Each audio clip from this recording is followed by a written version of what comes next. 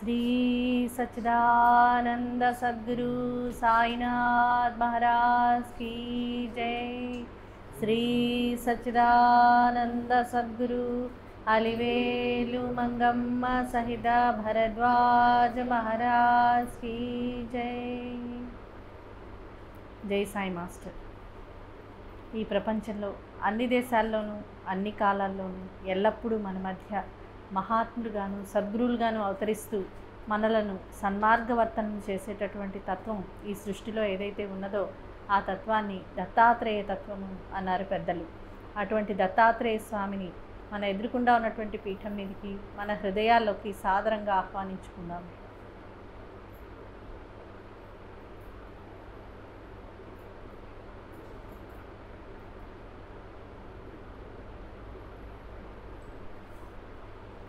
అటువంటి దత్తస్వామి యొక్క పరిపూర్ణమైనటువంటి అవతారమే శ్రీ షిరిడి సాయినాథుడు. ఆయన నేటి మన జీవిత సమస్యలన్నింటికీ పరిష్కార మార్గంగా అవతరించారని పూజ్యశ్రీ మాస్టర్ గారు చెప్పారు. అంతటి సమర్థ సద్గురు అయిన సాయినాథుని మన ఎదురుకుండా ఉన్నటువంటి పీఠం మీదికి మన హృదయాల్లోకి సాదరంగా ఆహ్వానించుకుందాం.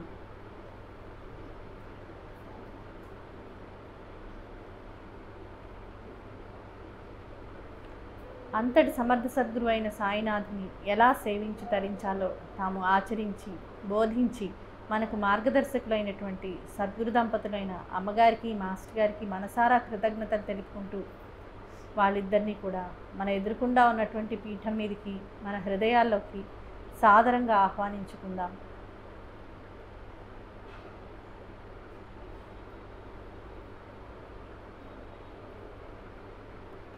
వీరంతా కూడా తమకు తమ చిత్రపటానికి భేదం లేదని భక్తులందరికీ నేటికి అనుభవాలు ఇస్తూ వస్తున్నారు కనుక ఇప్పుడు మనం చేసుకున్నటువంటి ఈ సత్సంగం వాళ్ళందరి పవిత్ర సన్నిధిలో చేసుకుంటున్నాము అనేటటువంటి గుర్తుతో శ్రద్ధతో భక్తితో ఈ సత్సంగాన్ని జరుపుకుందాము.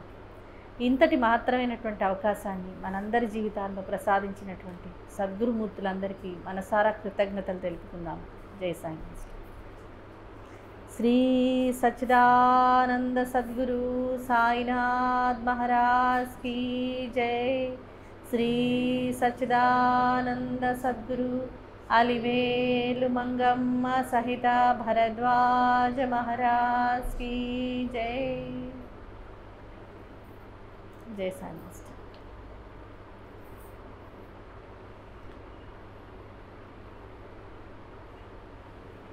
जय साई मास्टर।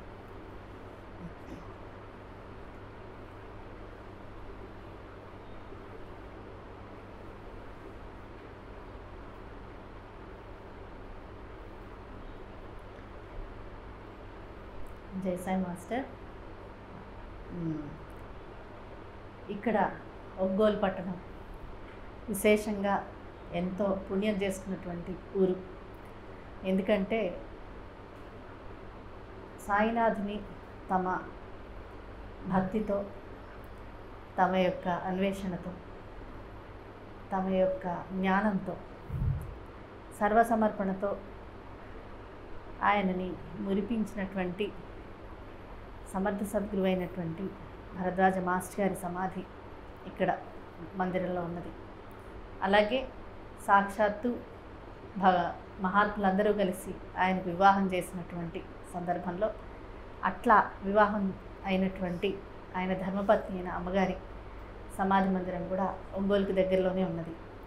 అంతేకాకుండా వాళ్ళ భక్తికి మెచ్చి ఎంతోమంది మహాత్ములు ఈ నేలపై వచ్చి రామరెడ్డి తాతగారు, అనసూయ మాత, గులాబ్ బాబా లాంటి ఎంతోమంది మహాత్ములు ఇక్కడికి వచ్చారు. వాళ్ళు సశరీరంగా ఉన్నప్పుడు తర్వాత కూడా అలా మనకు తెలిసే అంతమంది ఉంటే తెలియకుండా ఎంతమంది వచ్చి వెళ్తున్నారు అనేది మనకు అసలు ఆచూకీయే తెలియదు. అయితే ఏంటంటే ఒక పుణ్యక్షేత్రంలో మనం ఉన్నప్పుడు అది ఎంతటి పుణ్యక్షేత్రమో తెలుసుకోవడానికి వాళ్ళు ఎంత గొప్పవాళ్ళో తెలుసుకోవడం చాలా ముఖ్యం. అప్పుడు కానీ నిజంగా మనసు స్పందించి అరే ఇంతటి ప్రదేశంలో ఉన్నాం కదా, మామూలు ఊరిలో ఉండడానికి ఒక పుణ్యక్షేత్రంలో ఉండటానికి మనకి ఏమైనా తేడా ఉందా లేదా, దానివల్ల మనలో ఏమైనటువంటి సరైనటువంటి మార్పు వస్తుందా లేదా, దానివల్ల మనం సరిగ్గా ఉపయోగించుకుని ఒక క్షేత్రంలో ఎట్లా ఉండాలో అట్లాగే ఉంటున్నామా లేదా అనే దాన్ని బట్టి మనం నిజంగా అది క్షేత్రం అయినప్పటికీ మనం క్షేత్రంలో ఉండటం వల్ల ప్రయోజనం పొందకపోవటం అనేది ఉంటుంది. ఎందుకంటే ఎంత పెద్ద పుణ్యక్షేత్రం అయినా సరే మామూలుగా ఉంటున్న వాళ్ళు పక్కనే అన్ని ఊర్లలోనూ ఉంటారు. కాశీ ఎంతో గొప్పదని మనం చదువుకుంటాం. మరి కాశీలో ఉన్న ప్రతి వాళ్ళు రోజు అక్కడ విశ్వేశ్వరుని సేవిస్తూనే ఉన్నారా అని ఆలోచించామనుకోండి, జనరల్గా బయట ఊర్ల నుంచి వచ్చిన వాళ్ళు శ్రద్ధతో వెళ్ళి చేస్తారేమో కానీ ఆ ఊర్లో ఉన్నవాళ్ళు ఎప్పుడు పక్కనే ఉంది కదా వెళ్ళొచ్చులే అనుకుంటూనో, లేకపోతే సేవించాల్సినంత తీవ్రతతోటి అంత భక్తిభావంతో వెళ్ళకపోవడం జరుగుతూ ఉంటుంది. ఎందుకంటే ఫస్ట్ టైం వచ్చినప్పుడు అలా అనిపించి ఉండొచ్చు, అరే కాశీకి వచ్చాం, కాశీలో ఉంటున్నాం అని. కానీ అది పోను అక్కడే ఉండటం వల్ల అది పలచన పడుతుంది. ఈ విషయం గురించి మాస్టర్ గారు కూడా రాశారు.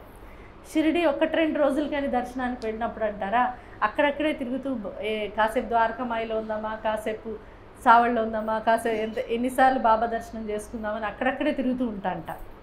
కానీ అదే ఊర్లో ఒక 40 రోజుల దీక్ష లేకపోతే ఒక 4 నెలలు ఉందాం అనుకున్నాం అనుకోండి, రేపు వెళ్ళొచ్చులే, ఇవాళ ద్వారకామాయిలో తృప్తిగా చేసుకుంటాను, రేపు సమాధి మందిరంకి వెళ్ళొస్తాను, మిగతా టైము రూమ్లో గడుపుతాం, ఏ హోటల్ బాగుందో చూస్తాం, ఎక్కడ ఫుడ్ బాగుందో చూసుకుంటాం, ఎక్కడ మనకి రూమ్ బాగుందో చూసుకుంటాం, అక్కడ ఎక్కువ రిలాక్స్ అవుతాం. పొద్దున్న నుంచి ద్వారకామాయిలో ఉన్నాను, బాగా ఎండగా ఉంది అని మధ్యాహ్నం అంతా మనం వచ్చి రూమ్లో పడుకుంటాం జనరల్గా. దాంతోపాటు ప్రసాదాలయంలో ప్రసాదం ఎంత రుచిగా ఉంది, అక్కడ ఎంత క్యూ ఉంది కాబట్టి బయట తినేద్దామా, ఏ హోటల్ అయితే బాగుంటుంది, లేకపోతే ఏ రూమ్స్ అయితే చాలా బాగుంటాయి, పిల్లల్ని తీసుకొచ్చాం వాళ్ళకి తోచదు, ఇక్కడ ఏమైనా రిక్రియేషన్ ఉంటుందా, ఇట్లాంటి ఇతరత్ర భావాలు మనకి మనసులోకి వచ్చేసి నిజానికి 2 రోజులే ఉంటే కనుక మనం ఎంత తీవ్రంగా చేసుకుంటామో, 40 రోజులు ఉంటే అంతకంటే తీవ్రంగా చేసుకోకపోగా ఎక్కువసేపు దుర్వినియోగపరుచుకుంటాం మనకున్న బలహీనతల వల్ల. అందుకని తిరిగి అది పుణ్యక్షేత్రమే కావచ్చు, దాన్ని మనం ఉపయోగించుకునే దాన్ని బట్టి దాని యొక్క ప్రయోజనం మనకు ఉంటుంది. మహాత్ముల దగ్గర కూడా అంతే. షిరిడీలో బాబా ఉన్నారు, మనందరం బాబా దర్శనం కోసం ఎక్కడికైనా వెళ్తున్నాం. షిరిడీలో ప్రత్యేకించి బాబా ఉన్నారనుకుంటున్నాం, ఇక్కడ మన ఇంట్లో ఫోటోలో లేరనే మన ఉద్దేశం. అట్లాగే బిహేవ్ చేస్తున్నాం కూడా. బాబా ఎదురుకుండా బాబా ఉన్నట్టేం బిహేవ్ చేయం కదా. గుర్తుపెట్టుకోవడానికి గుర్తుగా మాత్రమే ఉంటుంది. మనం వెళ్ళి అగరత్తి పెట్టినప్పుడో, కాఫీ నివేదన పెట్టినప్పుడో, లేకపోతే భోజన నివేదన పెట్టినప్పుడో బాబా ఉన్నారని కొన్ని క్షణాల పాటే గుర్తుంటుంది. ఆ తర్వాత మన ప్రవర్తన కానీ మన ఆలోచనలు కానీ ఏవి బాబా అక్కడ ఉన్నట్టుగా మాత్రం ఉండవు. అందుకని మనకి ఇది అలవాటు అయిపోయి ఉంటుంది కాబట్టి గుడిలో స్పెషల్గా బాబా ఉన్నట్టు అనిపిస్తుంది. ఇక్కడ లేరు, అక్కడ ఉన్నారనిపిస్తుంది. అక్కడికి వెళ్ళటం కూడా అలవాటైపోతుంది. గురువారం గుడికి వెళ్తాం, కానీ గురువారం గుడికైతే వెళ్తాం కానీ గుడికి వెళ్తున్నట్టుగా వెళ్ళాం, బాబా ఇంటికి వెళ్తున్నట్టుగా మనం వెళ్ళాం.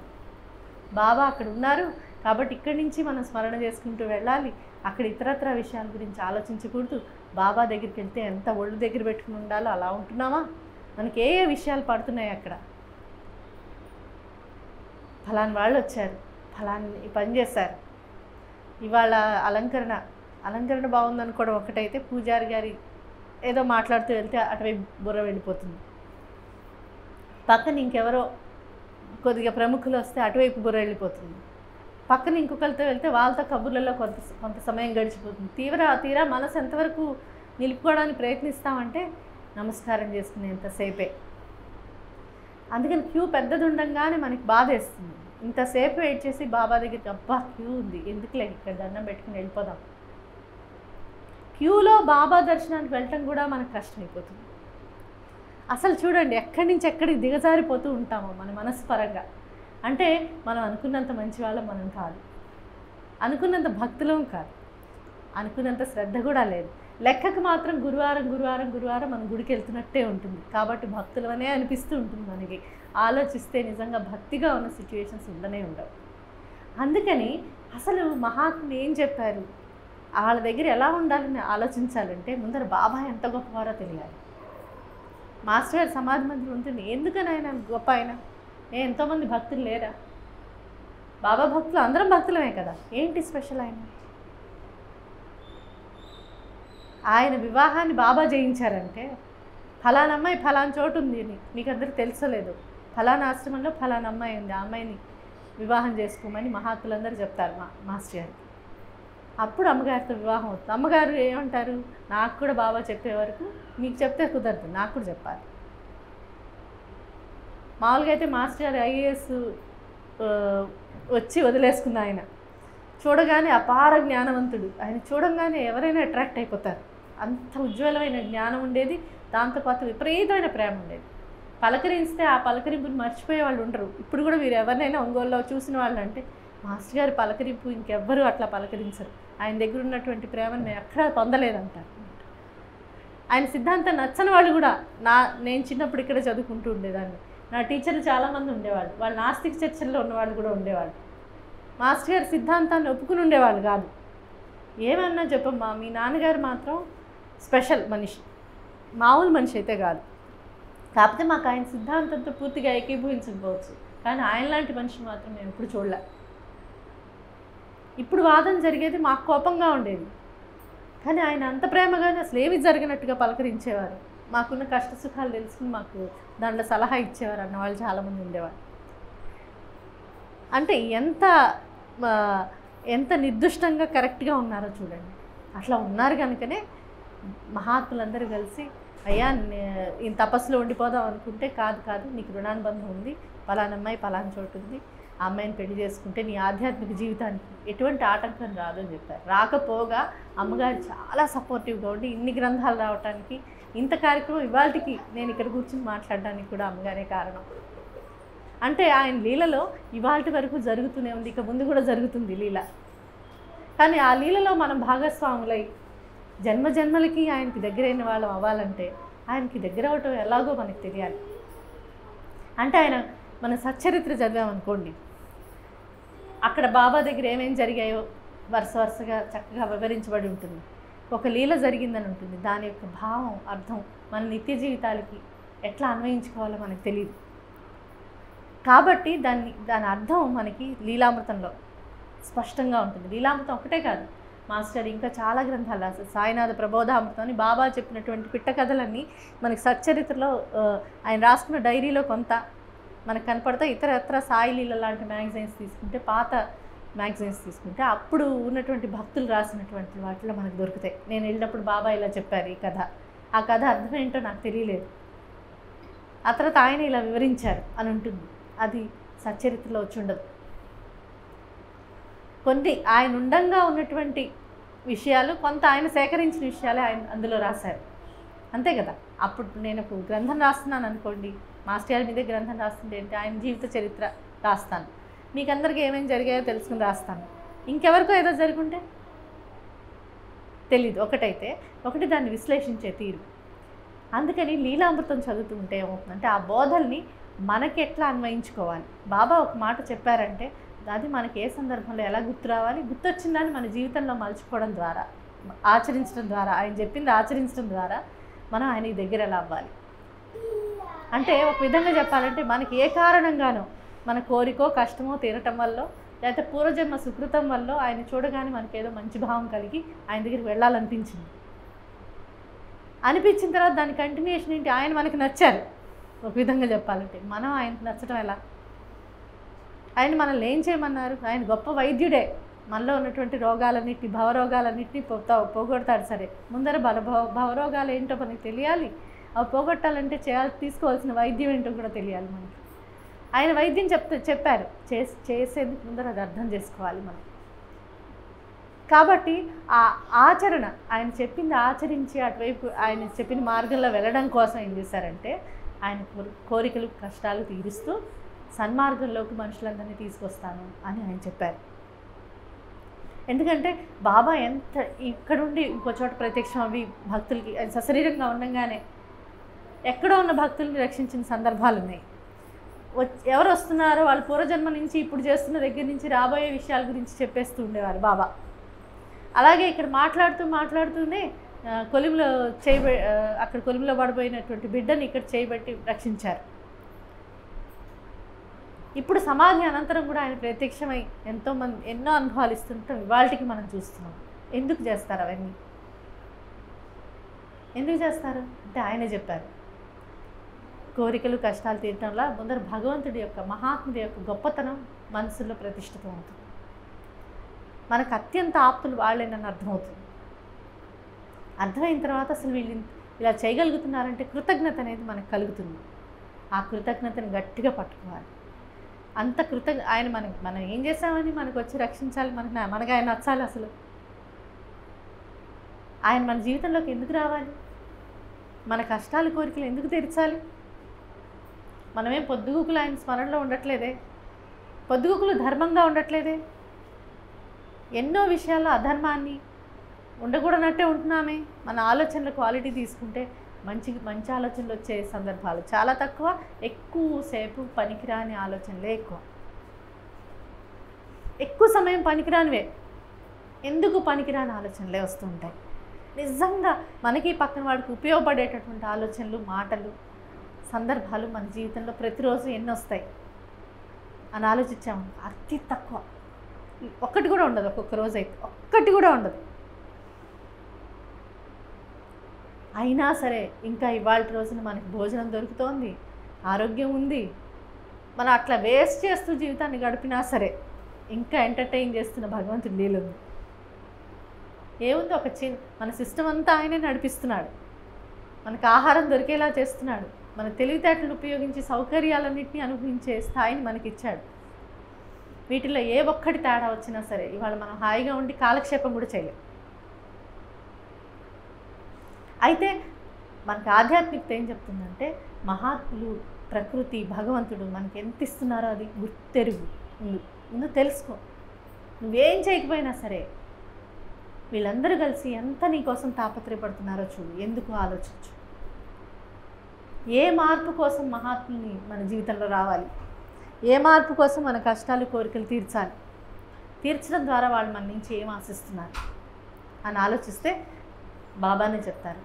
మొదట్లో అందరూ కష్టాలు కోరికలు తీర్చుకోవడానికే నా దగ్గరికి వస్తారు. ఆ తర్వాత జీవితంలో స్థాయి చిక్కాక నన్ను అనుసరించి సన్మార్గానికి వస్తారు. సన్మార్గానికి వస్తేనే ఆ రూల్ అయితేనే ఈ రూల్. అంటే పొద్దుగూకులు ఇప్పుడు అమ్మ ఉంది, బాగా చదువుతావని ఇష్టమైన వంట చేసి పెట్టింది, లేకపోతే ఒక చాక్లెట్ కొని పెట్టింది, ఒక ఐస్ క్రీమ్ కొని పెట్టింది. ఎందుకు? చదువుతావని. ఎప్పుడు ఇస్తూనే ఉంటాను కానీ నేను చదవను అన్నా అనుకో, కొంత పనిష్మెంట్ కూడా అవసరం పడుతుంది మనకి. అట్లాంటి పిల్లాడికి చెప్తాం, కాదు నాన్న ఇలా కాదు, దీనికోసం బాగా చదువుకుంటే ఏంటి, ఇవ్వటం మానేసేయాల్సిందే అట్లాంటి పిల్లలకి. ఎందుకని తీసుకోవడం అలవాటు పడి చేయాల్సిందే కొడుతున్నారు కనుక. అట్లాంటి మాతృమూర్తే అంటే మాతృవాత్సల్యం ఎలా ఉంటుందో అలాంటి వాత్సల్యమే భగవంతుడి దగ్గర మనకు ఉంటుంది. ఎందుకంటే మనందరం ఆయన బిడ్డలమే కనుక. ఆయన తల్లి, తండ్రి, గురువు, దైవం కూడా. కాబట్టి మనల్ని ఎలా దారికి తీసుకురావాలి అనేది ఆయన కంటే బాగా ఎవరికి తెలియదు. మన పిల్లల్లో కూడా మంచి పిల్లలు ఉంటారు, మొండి పిల్లలు ఉంటారు. అంటే చెప్పంగానే వినేసేవాళ్ళు ఉంటారు, ఒక దెబ్బ కొడితే కానీ వినని వాళ్ళు ఉంటారు, బాగా పనిష్ చేస్తే కానీ వినని వాళ్ళు ఉంటాం. మనం ఏ కేటగిరీలో ఉండాలి అనేటటువంటి చాయిస్ మాత్రం మన చేతుల్లో ఉంది, మన ఇష్టం. వాళ్ళు చెప్తున్నారు, దాన్ని అనుసరించి ఎలా ముందుకెళ్ళాలి అనేటటువంటిది మన చాయిస్. వెంటనే వింటామా, ఆయన బోధన ట్రై చేస్తామా, మనం ఒకేసారి ఆయన చెప్పిన బోధనల్ని ఆచరించేస్తాం అనేది ఆయనకు కూడా తెలుసు మనం చేయలేము. ఎందుకని ఇంకోవైపు బాగా అలవాటైపోయింది మనకి. కాలక్షేపాలు వద్దన్నారు బాబా. ఇవాళకి వాళ్ళు తీసేసి పూర్తిగా రోజంతటిని మంచి భావాలతో నింపేసుకోగలమా? ఎంత అలవాట్లేదంటే మన వల్ల కాదు, స్ట్రెయిన్ అవుతాం. అసలు ఏమి చేయక్కర్లా, రోజంతా సద్గ్రంథం పఠించండి అంటే, మంచి విషయాలే ఆలోచించండి అంటే మనకి ఎంత కాలక్షేపం అలవాటైపోయిందంటే కొంచెమైనా స్ట్రెయిన్ చేస్తే మనకు చాలా వేడెక్కిపోతుంది, బుర్ర అసాధ్యం అనిపిస్తుంది. మన కంట్రోల్లో కూడా లేకుండా మన ఆలోచనలు వచ్చేస్తూ ఉంటాయి. ఎట్లా పడితే అట్లా, మనసు ఎట్టు తీసుకుపోతే అటు మన పరిస్థితి అలా ఉంటుంది. ఎందుకని? ఆ మనసుని మనం డిసిప్లిన్ చేసుకోలేదు కనుక.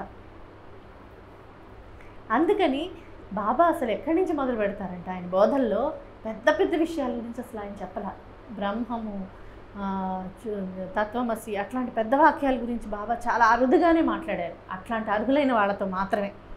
మిగతా అంతా ఏం చెప్పాడు, పక్కన వాడిని చులకన చేయకు, అంతా భగవంతుడి ప్రసాదం అయితే నువ్వు వాడంటే పడకపోవడం ఏంటి నీకు, సాటి వాడిని బాగా ప్రేమించు, జీవులన్నింటిలో నేనున్నానని గుర్తుపెట్టుకుని వాటితో సరిగ్గా ప్రవర్తించు. ఎందుకని? మనకు అసలు ఉన్నదే తేడా అక్కడ ఉంది. ఏ ఇద్దరం కలిసి హాయిగా ఉండలేం, రాదు. ప్రేమించడం కూడా సరిగ్గా ప్రేమించడం రాదు. ఖాళీ సమయం ఉంటే దాన్ని సద్వినియోగపరచుకోవడం రాదు. 100 మంచి పుస్తకాలు ఉంటే ఒక్క నవల, పిచ్చి నవల కొనుక్కొచ్చుకుంటాం మనం. 100 మంచి విషయాలు ఇంటర్నెట్లో ఉంటే 1000 లక్షలు ఉన్నాయి మంచి విషయాలు.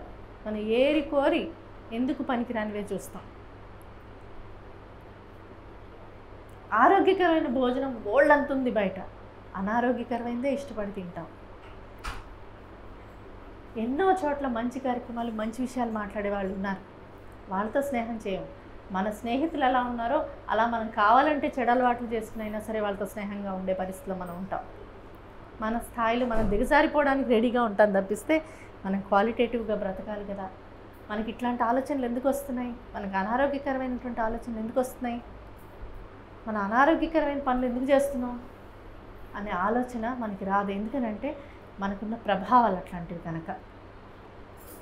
అందుకని బాబా ఏం చేశారంటే ఆయన చెప్పినటువంటి బోధలన్నింటిలో మూలంగా మనకున్నటువంటి స్పర్ధ, అంటే ఏ ఇద్దరం కలిసి సరిగ్గా ఉండలేని పరిస్థితి, సమాజపరంగా ఇంతమందివి కలిసి పాపులేషన్ ఎంతైనా ఎక్స్ప్లోడ్ అయ్యి కోట్ల మంది పుడుతూ ఉండొచ్చుగాక, కానీ ఎవడికి వాడు ఒంటరి. ఎందుకని? ఆ జీవన కళ ఏదైతే ఉందో, పక్కన వాడికి మనకి శ్రేయస్కరమైన రీతిని బ్రతకటం ఏదైతే ఉందో అది మాత్రం మనం నేర్చుకోకుండానే పుట్టుతున్నాం, పెద్దవాళ్ళు అవుతాం, పోతున్నాం. ఎంతగా అది నేర్చుకోమో అంతగా ఒకళ్ళకొకళ్ళం హానికరంగాను శత్రువులుగాను తయారవుతాం. శత్రువులు అంటే పెద్ద మాటలాగా మీకు అనిపించవచ్చు. పోటీ ఉంటే చాలు, ఏ విషయంలోనైనా సరే. ఇద్దరు కలవలేరు. సహకారం ఉంటే కలవచ్చేమో కానీ పోటీ ఉంటే కలవలేదు. మనకు వచ్చిందే పోటీ. చిన్నపిల్లల దగ్గర నుంచి వృద్ధులు అయ్యేదాకా ప్రతి చోట పోటీ అనేటటువంటి అసహ్యకరమైనటువంటి విలువని అత్యంత ముఖ్యమైనది చేసి వాళ్ళ సమాజం నడుస్తోంది. కాబట్టి ఏ ఇద్దరు కలవడం ఎట్లా సాధ్యం? కలిసినట్టుగా అనిపిస్తుంది. ఒక్కడు పైకి రాగానే రెండో వాడికి అసూయ రావడం తథ్యం. అది అన్నదమ్ములైనా కావచ్చు, భార్యాభర్తలైనా కావచ్చు, ఎవరైనా కావచ్చు. ఇప్పుడు ప్రపంచం అలా ఉంది. అట్లాంటి దాంట్లో మనకి హాయిగా ఉండటం ఎలా వస్తుంది అంటే కేవలం ఒకే ఒక్క చోట ఆధ్యాత్మికత, మహాత్ములు వాళ్ళ బోధల దగ్గర మాత్రమే అది నేర్చుకునేందుకు కావాల్సినటువంటి ఎడ్యుకేషన్ ఉంటుంది. అంతేకాకుండా వాళ్ళు ఇచ్చినటువంటి సపోర్ట్ వల్ల ఏమవుతుందంటే మనం ప్రయత్నించినప్పుడు మనకు తెలియకుండానే అలా సరిగ్గా ఉండటానికి కావాల్సిన నైతిక బలం వస్తుంది.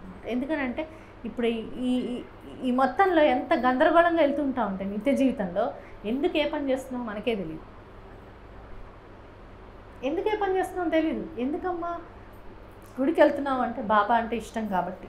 అయితే ఏమొచ్చిందమ్మా? సమాధానం లేదు. నిన్నటికంటే ఇవాళ మంచిదాన్ని అయ్యావా? ఏమీ లేదు. ఇంకా పైగా నేను బాబా భక్తురాలని ఇంకొంచెం అహంకారం పెరుగుతుంది కానీ తగ్గే పరిస్థితి ఏమి ఉండదు. అందుకని చూడ్డానికి ఎన్ని మంచి పనులు చేస్తున్నట్టు అనిపించినా అవి ఈగోని తగ్గించేవి కంటే ఇంకా నేను ఇంత మంచివాడిని ఈగో పెంచేవిలాగా ఉంటాయన్నమాట. ఎందుకని అట్లా చేయడం ఎట్లాంటి భావంతో చేయాలి, దాని తర్వాత మనలో ఏం మార్పు రావాలి అనేటటువంటి ఎడ్యుకేషన్ ఏదైతే ఉందో అది మనం సంపాదించకుండానే ఏ పని చేసినా సరే మనకి సద్వినియోగపరచుకోవడం రాదు కాబట్టి దుర్వినియోగపరుచుకుంటాం. ఇంకా దానికి ఏమి క్లారిటీ లేని చోట ఏముంది? కన్ఫ్యూజన్ ఎంతైనా ఉండొచ్చు. దానికి ఇష్టం వచ్చినట్టుగా ఈగో బిల్డప్ చేసుకునేవి ఏవైనా చేయొచ్చు, శత్రుత్వం బిల్డప్ చేసుకునేవి ఎన్నైనా జరగచ్చు. కాబట్టి ఏమవుతుందన్నమాట, మళ్ళీ మొత్తం రివర్స్లో తెచ్చుకోవాల్సిన అవసరం ప్రతి వాళ్ళకి మౌలికంగా ఉంది. ఎందుకనంటే ఎవరికి అసలు శత్రుత్వం ఇష్టం లేదు. బేసిక్గా మనిషికి సాంఘిక జీవి కాబట్టి కలిసిమెలిసి బ్రతకటం, హాయిగా ఉంటాం అనేటటువంటి బేసిక్ ఎడ్యుకేషన్ రావాలి. దానికి తోడు సరైనవి చేసేటటువంటి ధర్మం ఏదైతే ఉందో ఆ ధర్మం పట్ల నమ్మకం పెరిగేటటువంటి సమాజాన్ని మనం ఏర్పరచుకోవాలి. అంటే దీనికో ఇట్లా కాదు కదా ఉండాల్సింది ప్రపంచం అని ఊరికే అంటంలా కాకుండా కాసేపు కూర్చుని ఆలోచించి ఏమన్నా మన స్థాయిలో ఏమైనా బాగా చేయగలమా? దీనికి మన ప్రభావాలు ఇబ్బంది పెడుతున్నాయి కదా. మన జీవితంలో మొత్తం అంతా మార్చేసుకునేదాకా ఆలోచించక్కర్లా. ఇవాళ రోజున పొద్దున లేవగానే నాకు ఏ భావంతో లేవాలి, ఏ పని చేస్తున్నప్పుడు ఏ భావంతో చేయాలి, చిన్న చిన్న వాటిలో ముందర సరైన వాటికి మార్చుకోవడానికి ప్రయత్నం చేయాలి. దానికి మహాత్ముల బోధల్ని ఆలంబనగా పెట్టుకోవాలి. ఉదాహరణకి బాబా చెప్పారు, అన్ని జీవుల్లోనూ నేనే ఉన్నానని నిరూపించారు బాబా. అది గుర్తుపెట్టుకోండి చాలన్నారు. ప్రతిదీ నైవేద్యం పెట్టి తీసుకోండి అన్నారు. అది చేయొచ్చు కదా మనం. ప్రతిదీ నైవేద్యం పెట్టి తీసుకోవడం అనేది చేయొచ్చు. నైవేద్యం పెట్టడంలో యాంత్రికంగా అయిపోతుంది. 2 రోజులు పోయిన తర్వాత అలవాటు అయిపోతుంది. ఒక ముద్ద బయట పెట్టడం. అప్పుడు నానా చెత్త ఆలోచిస్తుంటుంది. బుర్ర బాబా గురించి కొంచెం కూడా ఆలోచించదు. దాన్ని మార్చుకోగలం. ఎందుకని మన మనసుతో సంబంధించిన విషయం కాబట్టి, మన చేతుల్లో ఉన్న విషయం కాబట్టి. పక్కన వాడున్నాడు, వాడు ఎలా పడతాడు అనేది మనం చూస్తాం జనరల్లీ. మనం ఇట్లాంటి తెలుసుకున్నప్పుడు ఏమవుతుందంటే, మనం పెట్టడానికి ట్రై చేయడం కంటే మనం పెట్టడానికి ట్రై చేస్తూ వీడు కూడా అలా పెట్టాలి అనుకుంటాం. వాడిని విమర్శించడంలో మనం కూడా దిగజారుతాం. వాడు ఎట్టాగో మనకి ఇష్టం వచ్చినట్టు మారడు. వాడు మారాలనుకున్నప్పుడు వాడు మారతాడు. మనం మారాలనుకున్నది మాత్రం మనం ప్రయత్నం చేయాలి. ఎందుకంటే మనం బాబాకి ఇష్టం అవ్వాలని మనం అనుకుంటున్నాం కనుక. మన కష్టాలు మన కోరికలు బాబా తీర్చింది. ఎందుకంటే మనం సన్మార్గవర్తనం అవుతామని. అందుకని ఆయన బోధల్ని లీలల్ని చదువుకుంటే ఏమవుతుందంటే ఆయన ఎంత గొప్పవాడో అర్థమై అదెంతగా మనసుకు పడుతూ ఉంటుందో ఆయన చెప్పిన వాటి మీద మనకు సహజంగా ఇష్టం ఏర్పడుతుంది. ఇలా చేస్తే బాబాకి ఇష్టం లేదు, మనం ఎందుకు చేస్తున్నాం ఇలాగా? అసూయ అంటే బాబాకి ఇష్టం లేదు. నాలో అసూయ వస్తుంది, ఎట్లా తొలగించుకోమన్నారు బాబా? మందిరానికి వెళ్తున్నావు, ఎట్లా వెళ్ళాలి? నాకు మనసు నిలవట్లేదు. నిలవాలంటే ఏం చేయాలి? నేను ముందు నుంచే ఏమైనా స్మరణ చేసుకుందామా? అయితే మందిరానికి వెళ్ళి ఒక అరగంట ముందు బాబా ముందు కూర్చుందామా? ఇలాంటివి ఆలోచించుకోవాలి. నేను శ్రద్ధగా గురువారం గుడికి వెళ్దామని పెట్టుకున్నాను, అదొక్కటి సరిగ్గా చేయాలి. నైవేద్యం పెడదాం అనుకున్నాను, అది సరిగ్గా చేయాలి. దానికి బాబా చరిత్ర మాటి మాటికి చదువుకుంటూ ఉండాలి. చదువుకుంటూ ఉంటే టక్కున బోధ ముందర మనకు గుర్తు రావాలి. గుర్తు వచ్చిన తర్వాత మనం ఎలా ఉన్నామో మన లోపల మనం చూసుకోవాలి. బాబా చెప్పింది ఏంటి, మనం చేస్తున్నది ఏంటి? ఇది ఇష్టం లేదు బాబా ఇలా చెప్పారు, ఈ భావంతోనే రేపు చేయాలి. నేను ఈసారి గుడికి వెళ్ళేటప్పుడు ఈ భావంతో చేయాలి. బాబా మందిరం గురించి ఏం చెప్పారు, లేకపోతే పారాయణ గురించి ఏం చెప్పారు? నా గ్రంథం చదువుతున్న వాళ్ళు పారాయణ చేసుకోండి అని బాబా చెప్తారు. అందుకే కదా సచ్చరిత్ర రాయించారు, మాస్టర్ చేత లీలామృతం రాయించారు.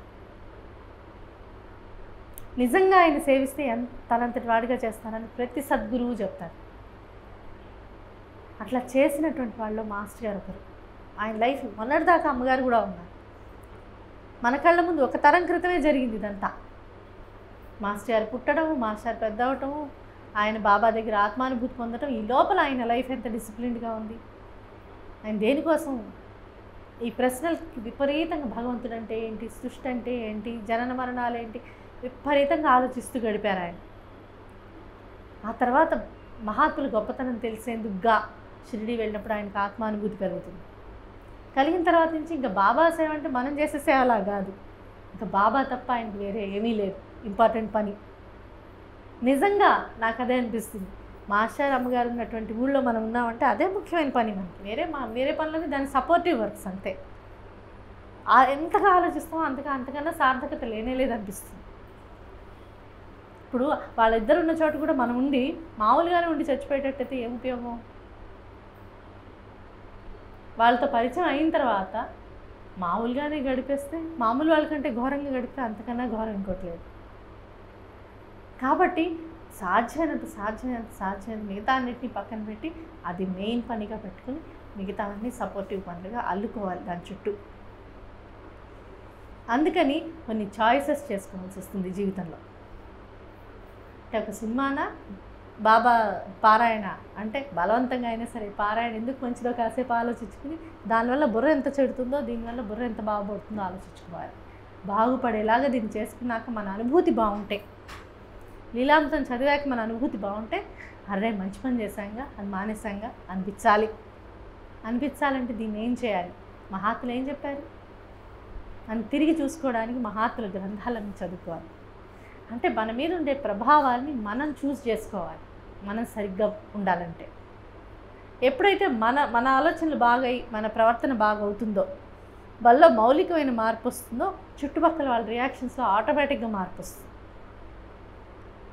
ముందర మన మనస్సు అనవసరమైన వాటికి గందరగోళ పట్టమును, అనవసరమైనటువంటి ప్రభావాల వల్ల మనసు బాధపడటం లాంటి, చికాకు పట్టడం లాంటివి, మనలో ఉన్నటువంటి బలహీనతల వల్ల, అనవసరమైన బలహీనతల వల్ల చెడగొట్టుకునేటటువంటి అంశాలు అవన్నీ తగ్గుతాయి. తగ్గి ముందర మన లోపల ఉన్నటువంటి హాయిగా ఉండటం చేతనవుతుంది అన్నమాట. చేతనవ్వాలి, అప్పుడే సరిగ్గా ఉన్నట్టు లెక్క. మనకు వచ్చేటటువంటి ఉపయోగమే అది. మహాత్ముల చరిత్రలు చదివితే వచ్చేటటువంటి ఉపయోగమే ఏంటంటే అంతకుముందు కన్నా ఇప్పుడు లైఫ్ బాగుండడం. మన జీవితపు అనుభూతి ఏదైతే ఉంటుందో, ఎక్స్పీరియన్స్, జీవితం అనేది ఎక్స్పీరియన్సే కాబట్టి ఆ ఎక్స్పీరియన్స్ యొక్క క్వాలిటీ ఇంకా బాగుండాలన్నమాట. అప్పుడు మనం సరిగ్గా వెళ్తున్నట్టు లెక్క. అంటే అంతకుముందు అక్కడ చూడగానే మన మనసు ఊరికేనే పాడవుతుంది. వాడికి పెద్ద ఇల్లు ఉండగానే, లేకపోతే పెద్ద కారు ఉండగానే, లేకపోతే మనకంటే మంచి నగలు పెట్టుకోగానే మేబీ ఆ పాడటం మానేసి అసలు దాని వైపు దృష్టి పోదనుకోండి, అది అసలు మనకు సమస్యే కాకుండా పోలా. అంతకుముందు ఉత్తి పుణ్యాన మనసు పాడవుతుంది. వాడు మనకి ఇచ్చేది ఏం లేదు, మనం వాడికి ఇచ్చేది కూడా ఏమి ఉండదు. ఇట్లాంటివి నేను ఒక ఉదాహరణ చెప్పాను. ఇంకా చాలా ఉదాహరణలు ఉంటాయి. ఎక్కడికో వెళ్తారో మాట్లాడుతుంటాం, వాడు నీ గురించి అలా అన్నాడు అని చెప్తారు. మన మనసు పాడైపోయిందన్నమాటే. మన మనసు పాడైపోతుంది. వాడి దగ్గరికి వెళ్ళకపోతే అసలు ఆ మాటే వినేవాళ్ళం కాదు. అసలు చెప్పనిచ్చాక వాడు ఎందుకు అంటాడో అలా, నువ్వు ఎందుకు చెప్తున్నావు అని ఆపేయటమైనా చేయాలి. లేకపోతే అసలు అట్లాంటి టాపిక్స్ లేకుండా మంచి టాపిక్స్ మనమైనా మాట్లాడాలి. ఏదో ఒక ఉపాయం అయితే తెలియాలి. ఉత్తిపుణ్యాన్ని ఇప్పుడు వాడు ఎవడో ఏదో అనుకున్నాడంటే ఇప్పుడు మీరు అసలు మన సిచ్యువేషన్ మార్చలేము. వాడి పట్ల అభిప్రాయం మారిపోయి ఉంటుంది. ఈసారి మన రియాక్షన్ వాళ్ళ పట్లే మారిపోతుంది. ఎందుకని వచ్చింది అది? అసలు పోచుకోలు కబుర్ల వల్ల వచ్చింది, అనవసరమైన టాపిక్స్ వల్ల వచ్చింది. అట్లా కాకుండా వెనక్కి వెళ్ళాక మన మనసు బాగుండేటటువంటి ఆ మాటలు మాట్లాడే వాళ్ళతో పరిచయం చేసుకున్నాం. ఇద్దరు బాబా భక్తులు కలిశారు. బాబా అలా చేశారట, ఇలా చేశారట, వీళ్ళకి ఏ అనుభవం జరిగిందా చూసావా, మనం ఇది రేపు మాత్రం నువ్వు హారతి చేయి, నేను హారతి చేస్తాను, ఇద్దరం మంచి భావంతో చేసుకున్నాను లాంటి మాటలు మాట్లాడుకున్నాం అనుకోండి, ఎవరికి మనసు చెడదు. కాబట్టి అట్లా మాట్లాడడం ఇష్టం ఉన్న వాళ్ళతో పరిచయాలు కావాలి, వాళ్ళని ఎరుకోవాలి. వాళ్ళు ఎక్కడ దొరుకుతారు? మందిరం లాంటి ప్లేసెస్లో దొరుకుతారు. సినిమా హాల్లో దొరకరు కదా, చుట్టాల్లో దొరకరు కదా, పార్కుల్లో దొరకరు కదా. మనకి బాబా మందిరంకి వెళ్తే ఉపయోగం ఏంటంటే సత్సాంగత్యంకి ఏరుకోవడానికి అవకాశం ఉంటుంది. అందరికీ కామన్గా బాబా అంటే ఇష్టం. అక్కడికి వచ్చిన కాసేపు అయితే మాత్రం బాబా కోసమే వచ్చి ఉంటారు అందరూ. బాబా కోసం రావటం చేత కాకపోయి ఉండొచ్చు, అంటే గుడికి వచ్చేస్తే బాబా దగ్గరికి వచ్చినట్టు అని అనుకొని ఉండొచ్చు, మామూలు విషయాలే మనసుంతా ఆలోచిస్తూ ఉండొచ్చు. కానీ బాబా కృప కోసమే అక్కడికి వచ్చారు. అది ఒకరికొకళ్ళని తెలియజెప్పుకున్నాం అనుకోండి, అక్కడ అనవసరమైన మాటలు మాట్లాడకుండా జాగ్రత్త పడ్డాం అనుకోండి, అట్లా అరే ఇక్కడికి వచ్చాక మనం అట్లా మాట్లాడుకోవద్దు, మనం బాబా గురించే మాట్లాడుకుందాం అనుకోగానే, మనం బాబా గురించి మాట్లాడంగానే ఈ మాట చెప్పంగానే అందరూ జనరల్గా అలర్ట్ అవుతారు. బాగా మలినం అయితే తప్ప మనస్సు, అవును కదా ఇక్కడికి వచ్చి మాటలు ఎందుకు, బాబా గురించి మాట్లాడుకుందాం అనుకునే వాళ్ళు ఒకళ్ళిద్దరైనా దొరుకుతారు. వాళ్ళు మనం మంచి విషయాలు మాట్లాడితే వాళ్ళు మంచి విషయాలు మాట్లాడడానికి రెడీగా ఉన్నారు, వినటానికి రెడీగా ఉన్నారు. అట్లాంటి సాంగత్యం ఏదైతే ఉంటుందో, మనకి ఏ సాంగత్యం అయితే ఉంటుందో అట్లాంటి ప్రభావాలు ఉంటాయి. ఇందులో మనకి ఒకటి మహాత్ముల చరిత్ర పారాయణ వల్ల మహాత్ములతో సాంగత్యం గ్రంథాల ద్వారా వస్తుంది మనకి. రెండో భాగం ఏంటంటే అట్లాంటి ఇష్టం ఉన్న వాళ్ళతో కలిసి పరిచయాలు పెంచుకోవడం, కలిసి కార్యక్రమాలు చేసుకోవడం, కలిసి మాట్లాడుకోవడం, నిజంగా బాబా చెప్పిన మార్గంలో సరిగ్గా ఆలోచిస్తూ ఏ పనైనా చేయడం. అంటే నైవేద్యం పెడుతుంటే బాబాకే పెట్టడం, ఊరికి కన్సర్న్లో పెట్టేసి బాబా దగ్గర చూపించేసేయటం కాదు. చిన్నగా ఏమవుతుందంటే మన ఇష్టమైన బాబాకి పెట్టడం దగ్గర నుంచి, మనకి ఇష్టమైనట్టు బాబా దగ్గర చేయటం దగ్గర నుంచి, బాబాకి ఎలా ఇష్టమో అలా చేద్దామనే కోరిక కలుగుతుంది. మనకు ఒకళ్ళంటే ఇష్టమని ఎట్లా మన పిల్లలంటే మనకి ఇష్టమని ఎట్లా తెలుస్తుంది? మనకి ఇష్టమైన కూర కాకుండా వాళ్ళకి ఇష్టమైన కూర చేస్తే మనకి బాగుంటుంది. ఎవరో మనకు చాలా ఇష్టమైన వాళ్ళు వస్తున్నారు మన ఇంటికి, ఏం ఆలోచిస్తాం, వాళ్ళకి ఏమి ఇష్టం, వాళ్ళకి అసలు వాళ్ళు ఏం చేస్తారు, ఏ టాపిక్స్ మాట్లాడితే బాగుంటుంది వాళ్ళ దగ్గర, ఏ టాపిక్స్ మాట్లాడకూడదు, ఏ వంట చేసి పెడదాం,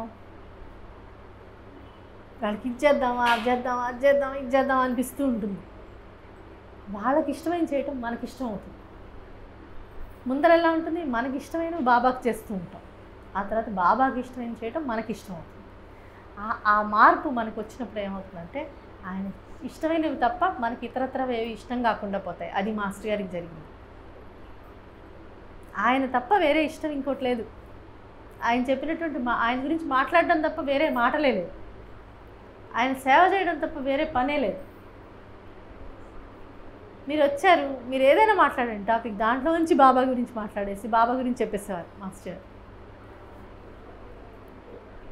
ఊరికే కూర్చున్నాం ఒక ట్రైన్లో, మా చిన్నప్పుడైనా సరే ఊరికే కూర్చున్నాం అనుకో, పక్కన వాడి సమయం వేస్ట్ అయిపోతుంది, బాబా కృప బాబా గురించి చెప్పచ్చు కదా అనిపిస్తుంది ఆయన. వెంటనే నువ్వేం చేస్తున్నావు, ఏం చేస్తావు 2 నిమిషాలు ఆయన వాళ్ళ గురించి విని ఇంకా అప్పటి నుంచి బాబా గురించి చెప్తారన్నమాట. ఆ కాసేపట్లో బాబా దగ్గరికి వాడిని చేరిస్తే ఇంకా ఆయన చూసుకుంటారు కదా అనిపిస్తుంది. అట్లాంటి తపన నిజంగా అవతల వాళ్ళ మేలు కోసం, శ్రేయస్సు కోసం తప్పించడం ఏదైతే మన సమాజంలో ఇప్పుడు అసలు అది కూడదో, లేదో, వెతుక్కున్నా కూడా దొరకదో, అది కేవలం మహాత్ముల బోధల వల్ల మాత్రమే వాటి ఆచరించడానికి ప్రయత్నించినప్పుడు ఆటోమేటిక్గా మనలో వచ్చేటటువంటి మార్పు. అందుకని చాలా తమాషాగా లోకంలో ఏవేవైతే ఇంపార్టెంటో అవి ఇదేంటి ఇది ఇంత ఇంపార్టెంట్ అనుకుంటున్నాం, దీని స్థానం అక్కడ కదా, మనకి ఇంకా మన జీవితంలో మన జీవిత ఎక్స్పీరియన్స్ ఆరోగ్యకరంగా ఉండటం ఇంకా ముఖ్యం అవుతుంది. అది మనకి చూడ్డానికి వైరాగ్యంలా అనిపిస్తుంది. అనవసరమైన అవన్నీ తీసేశారనుకోండి. ఉదాహరణకి మంచి బట్టలు వేసుకుంటే అందరు ఆహా ఓహో అనుకుంటారు కదా, నేను ఫలాని పెళ్ళికి మంచిది వేసుకుని వెళ్ళాలి అనుకునే దాని దగ్గర నుంచి ఎందుకు దానికి అంత ఇంపార్టెన్స్ ఇచ్చి నేను 20 రోజులు ఎప్పుడు పెళ్ళని తెలిస్తే అప్పటి నుంచి మనం దేని గురించి ప్లాన్ చేస్తాం, చీరల గురించి, నగల గురించి ప్లాన్ చేస్తాం. ఎవరైనా ఋషులందరూ వస్తున్నారు, అక్కడ యజ్ఞం జరుగుతోంది, వాళ్ళ పట్ల భక్తిగా ఉందామనే ఆలోచన అయినా వస్తుందా? అసలు అది ఇదంతా ఎక్స్ట్రా కదా, ఇదంతా ఎక్స్ట్రా. అసలు ముందర మిగతా వాళ్ళందరూ అసలు పక్కన క్యారెక్టర్లమే కదా. అసలైన పెళ్లి కొడుకు పెళ్లి కూతురు ఆ తెల్ల బట్టలో ఒక జత కట్టుకుంటారు. మిగతా వాళ్ళందరూ ఎప్పుడు 2 ఏళ్ల క్రితం నుంచి 2 ఏళ్ల తర్వాత పెళ్ళని తెలిసినా సరే మనకు వెనకాల నడుస్తుంది, ఏ చీర అయితే బాగుంటుంది, ఎప్పుడు షాప్లోకి వెళ్ళినా అది చూస్తూనే ఉంటాం. అసలు అది అక్కడి నుంచి షాపింగ్ మొదలవుతుంది మనకి జనరల్గా. తీరా చూస్తే మనం అనుకునే లోపల ఆ కార్యక్రమం అయిపోతుంది కూడా. నిజానికి అక్కడ ఇంపార్టెన్స్ ఏంటి అని ఆలోచించామనుకోండి, అంటే ఒక 2 ఏళ్ల ఇన్వెస్ట్మెంట్ ఒక గంట, గంటన్నర, 2 గంటల కార్యక్రమానికి నిజంగా ఆలోచించండి. అంతకన్నా ముఖ్యమైన విషయాలు ఏం లేవా? నిజానికి వాటికి అంత ఇంపార్టెన్సా? ఎవరికి వాళ్ళకి నేను చాలాసార్లు పెళ్ళిళ్ళలో చూస్తాను, ఎవరికి వాళ్ళకి మనం ఎలా కనిపిస్తున్నాం అనేది ప్రాబ్లం. అవతల వాళ్ళకి కనిపించేది ఏదో 1-2 దృష్టిలోకి వస్తాయి, కానీ వస్తాయి అందరూ ఏం కట్టుకున్నారు, ఎంత టాపిక్ అది, ఎన్ని రోజుల టాపిక్ అది, అసలు అది ఎంత ఇంపార్టెంట్, మనకి ఎంత ఇంపార్టెంట్ అనిపిస్తుందో చూడండి, ఎంత ఇంపార్టెంట్ అనిపిస్తుందో. తీరా చూసేటప్పటికి అది అంత ఇంపార్టెంట్ ఏం కాదు. అందుకని ఉదాహరణ, అమ్మగారు మాస్టర్ ఒక వివాహానికి వెళ్ళారు, చుట్టాల పెళ్ళికి. అమ్మగారు పెళ్ళైన తర్వాత నేత చీరలే కట్టుకున్నారు. నేత చీర కట్టుకుని వెళ్ళిపోయారు మామూలుగా ఇంట్లో లాగానే. అదేంటి నువ్వు ఈ చీర కట్టుకుని వచ్చాను, ఈ చీర కట్టుకుంటే ఏమైంది? నేత చీర కట్టుకెళ్తే పెళ్ళి అయిపోతుందండి. నేను అందరూ అడిగాము ఈ విషయం తెలియంగానే, అలా ఎలా వెళ్ళారు మీరు, అందరూ ఏమనుకుంటారు, అక్కడ కూడా అందరూ ఏమనుకుంటారు, నేత చీర కట్టుకొచ్చింది అనుకుంటారు, అంతకంటే ఏమైనా అనుకుంటారా? ఆ లెక్చరర్ గారు భారీ పుసినారి అనుకుంటారు కొన్ని, ఆ మాత్రం కొని పెట్టడం. ఇవన్నీ ఎవరి జీవితాలని మార్చేవేం కాదు కదా. ఏమవుతుంది అలా అనుకుంటే, మాస్టర్ అనేవారు ఏమవుతుంది అలా అనుకుంటే ఒకసారి ఆలోచించి, ఏం కాదు. అవి కాదు, మనం వెళ్ళామా, వాళ్ళకి మంచి జరుగుతుందని ఆలోచించామా, అక్కడ మహాత్ములు అందరూ వస్తున్నారని గుర్తుపెట్టుకుని శ్రద్ధగా భక్తిగా ఉన్నామా, ఏం చేస్తున్నాం పెళ్లి తంట్లో? అగ్నిదేవుడి దగ్గర నుంచి ఋషులందరినీ పిలుచుకుంటున్నావా లేదా? అసలు ఆ శ్రద్ధ చేసేవాళ్ళకి కానీ చేసుకునే వాళ్ళకి కానీ ఉండాలనే ఉద్దేశమైనా ఉందా లేదా? అప్పుడు అసలు పెళ్లి జరుగుతున్నట్టేనా? ఇన్ ప్రిన్సిపల్ కాదు. అసలు అక్కడ మెయిన్ అంటే ఒక మెయిన్ పని ఏదైతే ఉందో దాని మీద అసలు ఎవరికీ శ్రద్ధ లేదు. చుట్టుపక్కల పటాటోపు మీదే శ్రద్ధ. అప్పుడు అది ఒక బొమ్మల పెళ్ళిలాగానే ఉంటుంది కదా. పిల్లలు తెలియకుండా, అర్థం తెలియకుండా చేస్తున్నారు అనుకుంటుంది బొమ్మలకి. ఎంత బాగా చీర కట్టాం, ఎంత బాగా పక్కన రికార్డు, ఎంత బాగా చుట్టూరా పాటలు పాడాం, పక్కన లడ్డూలు ఎన్ని పెట్టాం, 10 రకాలు పెట్టామా, 100 రకాలు పెట్టామా, 1000 రకాలు పెట్టామా చూడండి. అంటే మన బుర్రను సరిగ్గా కనుక ఆలోచింప చేయకపోతే దానికి అంతు లేదు, ఎట్టంటే అట్టబోతుంది. ఏది ఇంపార్టెంటో దాని నుంచి ఎంత దూరం అయినా పక్కకి వెళ్ళిపోతుంది. అసలు ఇంపార్టెంట్ అయింది జరగదు. అట్లాంటి ప్రతి అంశంలోనూ అవసరమైన వాటికంటే అనవసరమైన వాటికి ఎక్కువ ఇంపార్టెన్స్. దాంతో ఏమవుతుందంటే అసలు మనకు ఆలోచించేటప్పుడు మనం కూడా వాటితో క్యారీ అయిపోతాం. ఏంటి అసలు ఎటు పోతున్నాం, ఏం ఆలోచిస్తున్నాం, ఇది నిజంగా అవసరమా కాదా అనేది ఒకసారి ఆపి ఆలోచించుకోవాలని కూడా తెలియనటువంటి పొరవడిలో పడిపోతూ ఉంటాం. అది తెలుసుకుందే ఏం ఉపయోగం? మనకి ఎప్పటికీ ఆ దాహం తీరదు. అది తీరే దాహం కాదు. ఎందుకంటే మంచినీళ్ళు తాగట్లా మనం ఎప్పటికీ. వెండి గ్లాస్ పెడదామా, కుండ పెడదామా, దాని పక్కన ఇంకోటి పెడదామా, మంచినీళ్ళు మాత్రం తాగట్లా. మంచినీళ్ళు తాగాలని కూడా తెలియట్లా. మంచినీళ్ళు అక్కడెక్కడో వీటన్నిటిలో ఉన్నాయి అనుకుని పరిగెడుతున్నాం అనుకోండి, ఆ దాహం తీరేదేనా? ఛాన్సే లేదు. మనం చేస్తున్న పని ఏంటంటే ఛాన్స్ లేని చోట గందరగోళపడి జీవితాన్ని గడిపెట్టాం. ఎందుకు ఏ పని ఎందుకు చేయాలో, ఎలా చేయాలో ఆలోచించకుండా, తెలుసుకోకుండా, చర్చించుకోకుండా వరవడిలో పడిపోతూ ఉండటమే.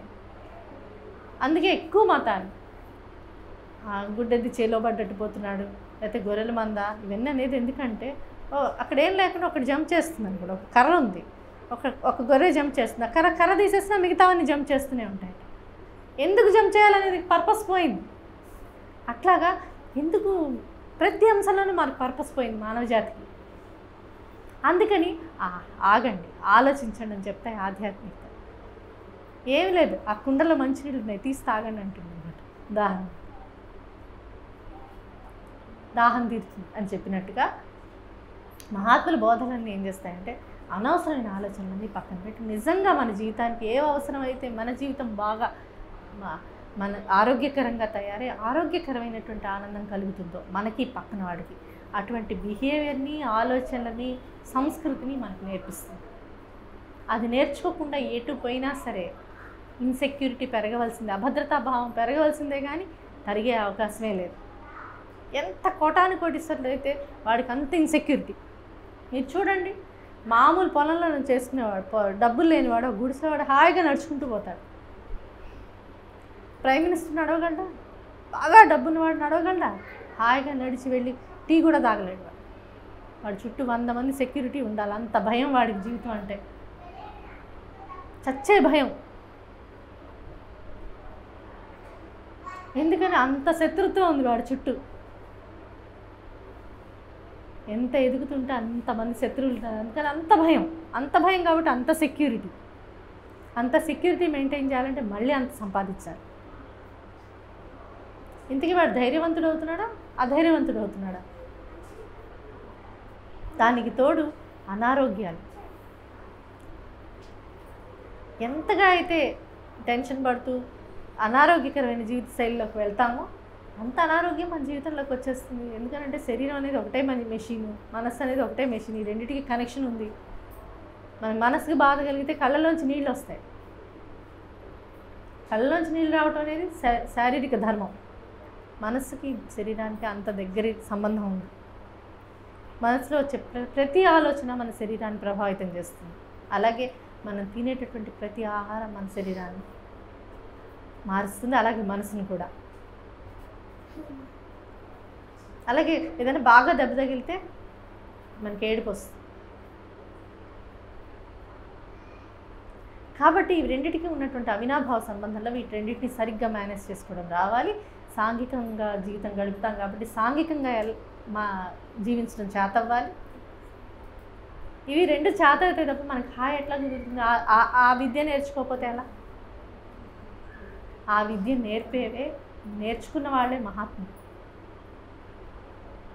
వాళ్ళ బోధలు, లీలలు, వాళ్ళు చెప్పినటువంటి ఆధ్యాత్మికత మొత్తం ఆ తర్వాత అది చేయడానికి కావాల్సిన నియమావళి మన దేశ కాల పరిస్థితులను అనుసరించి చెప్పేటటువంటి వివిధ మతాలుగా ఏర్పడ్డాయని మహాత్ములందరూ చెప్తారు.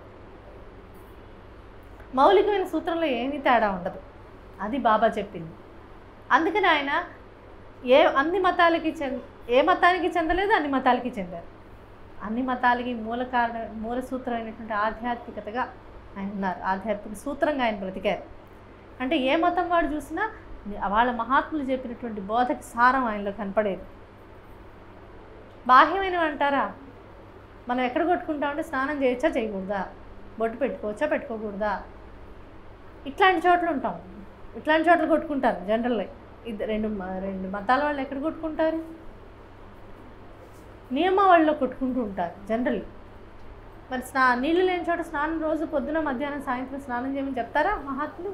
నువ్వు స్నానం చేయకపోయినా పర్లా, నువ్వు భగవంతుని స్మరించని చెప్తారు. అలానే వాడు నీళ్ళున్న చోటుకు వస్తే స్నానం చేయొద్దని కాదు. అలాగే మనం పొద్దున మధ్యాహ్నం సాయంత్రం సంధ్యావందనం చేసి 4 సంధ్యల్లోనూ సంధ్య వార్చుకునే వాళ్ళు ఉన్నాం అనుకోండి, ఇక్కడ సమృద్ధిగా నీళ్ళు ఉన్నాయి, నువ్వు చేయి 4 సార్లు బద్దకించుకో అంటాం. వీడిపోయి అరేబియా పోయి 4 సార్లు స్నానం చేయాల్సిందే అంటే అది ఇక్కడ ఉండాలి, అది క్లియర్గా చెప్తారు మహాత్ములు. అందుకని నిజమైన మహాత్ములు ఏ మతానికి చెందరో అన్ని మతాలకి చెందుతారు. వాళ్ళు చెప్తారు, నీళ్ళు లేవా స్మరణ చేయి, నీళ్ళు ఉన్నాయా ఇంకొంచెం స్మరణ చేయి, నీళ్ళ రూపంలో కూడా భగవంతుడే ఉన్నాడని స్మరణ చేయి. నువ్వు ఏ పని చేస్తున్నావో ఆ పని ద్వారా స్మరణ చేయి, పని చేయట్లేదా పని చేయకపోతే స్మరణ చేయి. ఆహారం తీసుకున్నావా ఆహారం తింటాం అనే స్మరణకి వాడుకో. భగవంతుడు ప్రసాదంగా భగవంతుడు నివేదించి తింటాం నేర్చుకో. ప్రకృతి అంతా కలిపి నీకు నైవేద్యం తయారు చేస్తుంది. నీకు ఎంత డబ్బులున్నా ఇవాళకి వాళ్ళు పండించుకుని తీసుకురాలేవు. నువ్వు ఇచ్చే 20 రూపాయలు అర్ధ కిలో బియ్యానికి సరిపోవు, అది ఎక్కువ విలువైంది. నువ్వు 21 రూపాయలు తిని అరిగించుకుని బలం తెచ్చుకోలేవు.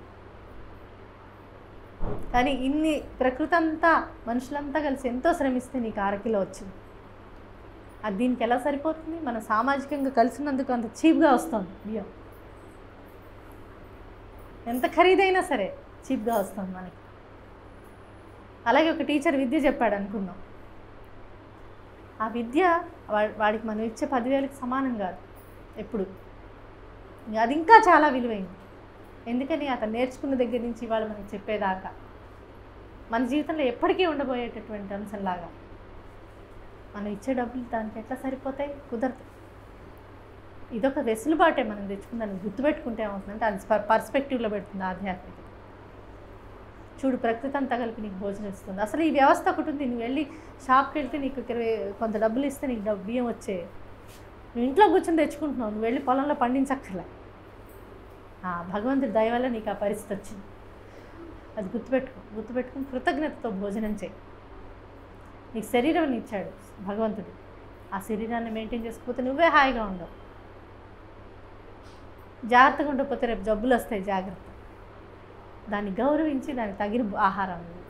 ఇట్లా మనసుని పర్స్పెక్టివ్లో పెడుతుంది ఆధ్యాత్మికత.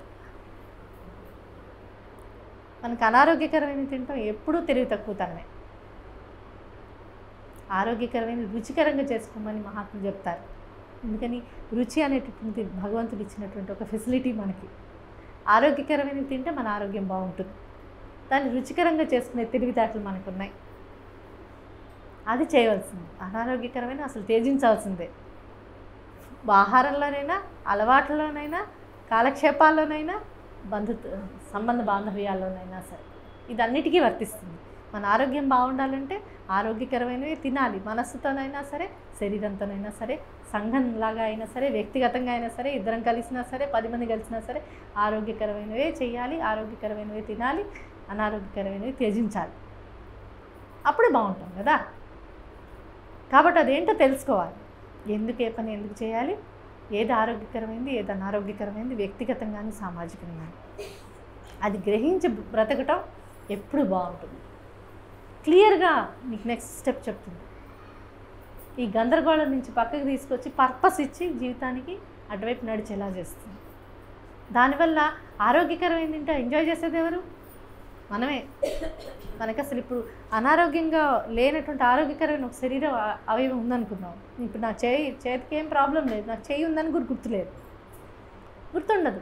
అలా గుర్తుండకుండా ఉండేటటువంటి హాయి మనకు ఆరోగ్యంలోనే వస్తుంది. ఎక్కడో మోకాలు ఏదో నొప్పి పుడుతుంటే ఆ దృష్టి వెళ్తుంది మనకి, అంటే అక్కడ అనారోగ్యం ఉందని అర్థం. మన హాయి ఎట్లా ఉండాలంటే మన జీవితం గడుస్తున్నట్టు కూడా మనకు తెలియకూడదు. ఆ హాయిలో మన జీవితం హాయిగా గడిచిపోవాలి. అట్లాంటి దృక్పథం మనకు కావాలి. ఎందుకనంటే మనకు ఖాళీగా ఉన్నా సరే, హాయిగా ఉండే అవకాశం ఉన్నా సరే హాయిగా ఉంటాం మనకు చేత కాదు కనుక. అవన్నీ నేర్పిస్తుంది మనకు మహాత్ముల బోధలు, లీలలు, వాళ్ళు చెప్పినటువంటి ఆధ్యాత్మికత. ఈ ఆధ్యాత్మికత అనేటటువంటి విద్య మాత్రమే మనుషుల్ని హాయిగా ఉంచగలదు, నైతికంగా ధర్మంగా ఉంచగలదు. వేరే ఛాన్సే లేదు. ఏది సరిగ్గా మంచి డాక్టర్ బాగుండాలంటే ఈ ఆధ్యాత్మికత ఉండాల్సిందే. ఎందుకు, ఎలా చేయాలి, దాని సద్వినియోగం ఎలా పలుచుకోవాలి, అధర్మంగా ఉండాల్సి వస్తే దాన్ని ఎలా ఎదుర్కోవాలి, దానికి యుక్తిని శక్తిని ఎట్లా ఉపయోగించుకోవాలి, ముందర సరిగ్గా ఉండటానికి నీకు నమ్మకం ఉండాలి. సరిగ్గా ఉండటం మీద ఉండాలంటే అట్లా ఉందాం అనుకునే వాళ్ళతో తిరగాలి.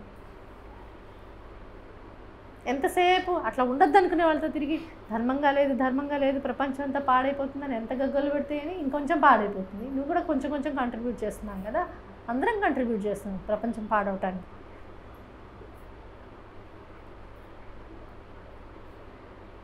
భోజనం కూడా లేని వాడి ముందు మనం కాస్ట్లీగా తిరుగుతున్నాం. అంతకన్నా ఇన్హ్యూమన్ అంటే అమానవీయమైనటువంటి విషయం ఇంకోట్లేదు. ఏదో పెద్ద పెద్ద పాపాలు చేయక్కర్లేదు, చిన్న చిన్నవి మార్పులు చేసుకుంటే చాలు. మనం ఎక్కడికి వెళ్తున్నాం అక్కడ ఎట్లా ఉంటే బాగుంటుంది, ఇలాంటివి మామూలుగా తెలిసేవాడి దగ్గర నుంచి దానికి మూల సూత్రం తెలియటం దాకా. అందుకని బాబా చరిత్ర అంతా చదివితే కర్టీస్ లాంటి వాళ్ళు వస్తారు, కలెక్టర్లు లాంటి వాళ్ళు, గొప్ప గొప్ప ధనవంతుడైన బూటీ లాంటి వాళ్ళు ఉంటారు. ఆయన పట్ల ఆయన దృక్పథం ఏముంది అని ఆలోచించామనుకోండి, మన దృక్పథం మారుతుంది. ఆ మార్పు వల్ల ఏమవుతుందంటే అంతకుముందు గందరగోళంగా పోయే వాళ్ళని కాస్త ఆగి ఆలోచించడం నేర్చుకుంటాం. అలాగే ఆహారం తింటుంటే ఏంట్రా ఒక జీవి పెట్టి తింటూ ఉంది, అన్ని జీవుల్లో నేనే ఉన్నాను అని అన్నారు. కాకబలికి బయట విడిచిరా అంటే మనకు అనిపిస్తుంది రోజు ఒక ముద్ద వేస్ట్ కదా, బయట పెట్టి వస్తే వేస్ట్ కదా అనిపిస్తుంది. మన హోటల్కి వెళ్ళి ఎంతైనా వేస్ట్ చేసి ఇంట్లో చేసుకుంటే ఒక 200 రూపాయలకి అయ్యేటటువంటి భోజనాన్ని 1000 రూపాయలు కాదు 5000 ఇచ్చి కూడా తిని రావచ్చు కాక, అది వేస్ట్ అనిపించదు, ఇది వేస్ట్ అనిపిస్తుంది.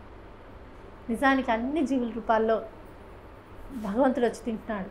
అన్ని జీవులు కృషి చేయడం వల్ల ఇవాళ మనం బతుకున్నాం కూడా. ఉన్నాడు సడన్గా కప్పలన్నీ ఎక్కువైపోయినాయి, సడన్గా పురుగులన్నీ ఎక్కువైపోయినాయి, ఏమవుతాం? సడన్గా దోమలు ఎక్కువైతే ఏమవుతున్నాం? ఆ బ్యాలెన్స్ సరిగ్గా ఉండటం వల్లే మనం బాగుంది, ఈ మాత్రం ఉన్నామంటే. ప్రకృతి ఎంతో చేస్తుంటే మనం ఇవాళ ఇక్కడ కూర్చుని హాయిగా ఉన్నాం. ఆ విషయం గుర్తించి బ్రతకటం కనీస ధర్మం. మనం ఎంత పొందుతున్నామో అది తెలియకుండా బతికేస్తే. కాబట్టి ముందర మనకి ఏం పోతుందంటే నేను నా డబ్బు నా ఇష్టం నేను సంపాదిస్తున్నాను నేను తింటున్నాను కాదు, కానే కాదు. మహాత్ములు చెప్తారు ఏది తిను, నువ్వు 1000 రూపాయలు కట్ట, ఇంకోటి పండించకుండా తిను. ఎవరో ఎంత ఒక 6 నెలలు 3 నెలలు 4 నెలలు కృషి చేస్తే కానీ భోజనం రాదే. నువ్వు సంపాదిస్తే నువ్వు తింటున్నా, 100 మంది కృషి చేస్తే నువ్వు డబ్బులు వేసి వాళ్ళందరి కృషిని తక్కువ ధరలో కొని తింటున్నావు. అందుకని వాళ్ళ మనసులు చాలా ధనవంతులు చూస్తే శపిస్తాయని మాస్టర్ గారు చెప్తారు, రాస్తారు కదా బాబా. మనసులు శపిస్తాయి. ఎందుకని వాడు ఎంతో కృషి చేస్తున్నాడు, నువ్వు హాయిగా కూర్చుని తింటున్నావు, నువ్వు తిరిగి ఏమి ఇవ్వట్లా, పైగా దాస్తున్నావు, వాడి ముందు పోజులు కొడుతున్నావు. ఏమవుతుంది? వాడు కూడా నీ స్థానానికి రావాలని పోటీ పడతాడు. వాడి స్థానమే లేకపోతే నీకు తిండేలేదు. అదేగా జరుగుతుంది. అందుకని సమాజంలో ఎవరెవరి రోల్ ఎంత ఉందో ఎక్కడుందో వాళ్ళకి సరైన పర్స్పెక్టివ్ ఇచ్చి సరైన గౌరవం ఇస్తే చాలు. ఎవడు ఉన్న చోట వాడు ఉండి హాయిగా ఉంటాడు. అది అసలు సాటి మనిషిని మనిషిగా చూడటమే మనకి రాదు. మంచి వాళ్ళం ఎక్కడ, భక్తులం ఎక్కడ. ఈ కామన్ సెన్స్ ఏదైతే ఉంది, నేను మాట్లాడిందంతా కామన్ సెన్సే, ఇంకోటి కాదు. మనం ఏదైతే ఆలోచించమో అది ఆలోచింపచేస్తాయి మహాత్ముల బోధలు, వాళ్ళ యొక్క ఆచరణ. ముఖ్యంగా వాళ్ళ ఆచరణ చాలా అద్భుతంగా ఉంటుంది. వాళ్ళు ఎంత పెద్ద ఫంక్షన్కైనా తీసుకెళ్ళండి, వాళ్ళు అసలు ఆలోచించరు. అసలు ఈ టాపికే వచ్చేది కదా మన ఇంట్లో. వాళ్ళకి ఎంత ఆస్తుంది, వీళ్ళు ఏం చేస్తారు ఉద్యోగం, వీళ్ళకి ఎంత పరపతి ఉంది, అసలు టాపికే లేదు. అట్లా లేకుండా ఉండొచ్చు అని మాకు బయటకు వచ్చిన తర్వాత అరే అందరి ఇళ్ళల్లో ఇన్ని టాపిక్స్ ఉంటాయా అని అనిపించింది మాకు. ఆ టాపిక్సే లేవు అసలు. మీరు ఏ కులం, ఏ మతం, ఏం చేస్తారు మీరు, మీ ఆస్తిపాస్తులు ఎంత, అసలు ఆ టాపిక్కే లేదు. లేకుండా వాళ్ళు 20 ఏళ్ళు 30 ఏళ్ళు జీవితం ముందే గడిపేశారు. ఎంతసేపు బాబాకేం ఇష్టం, బాబాకేం చేద్దాం, మా బాబా గురించి మాట్లాడుకోవడం, వృత్తి ఉంటే వృత్తిని భగవంతుడి ప్రసాదంగా ఎలా తీసుకోవాలి, దాని పట్ల దృక్పథం ఎలా ఉండాలి, ఆహారం తింటుంటే దాని పట్ల దృక్పథం, ఇదే మాటలు, ఇదే చర్చలు. అప్పుడు మాకు తెలియకుండానే సత్సాంగత్యంలో బ్రతికిందంతా మళ్ళీ తిరిగి మీ దగ్గర మాట్లాడటమే నేను చేస్తున్నది. అట్లాంటి వాతావరణం మనందరికీ అవసరం. ఎందుకని వివేకంతో కూడినటువంటి ఎందుకు చేయాలో తెలియకుండా ఏం చేయగలం, ఏది సరిగ్గా చేయలేం. ఉప్పు పప్పు కూరలన్నీ ఉండొచ్చు కాక వంట ఎలా చేయాలో తెలియకపోతే, ఎందులో ఏది వేయాలో తెలియకపోతే నీకు తెలిసి ఎలా ఉంటుందో వంట. అంతే జీవితం కూడా. అన్నీ ఇక్కడే ఉన్నాయి, దాన్ని ఉపయోగించుకోవడం. మనస్సు ఉంది, శరీరం ఉంది, ఆరోగ్యం ఉంది, ఆహారం ఉంది, గాలి ఉంది, నీళ్ళు ఉన్నాయి, అన్నీ ఉన్నాయి. సద్వినియోగపరచుకున్నాం రాదు మనకి, అందుకే చెడగొట్టుకుంటున్నాం, అన్నీ చెడగొట్టుకుంటున్నాం. కాబట్టి సద్వినియోగపరిచేటటువంటి విద్య ఎక్కడుందో అట్లా సద్వినియోగపరచుకున్న వాళ్ళు ఎక్కడున్నారో చూసి అది తెలుసుకుని జీవించడంలో నిజమైనటువంటి జీవితం ఉన్నది అందరికీ.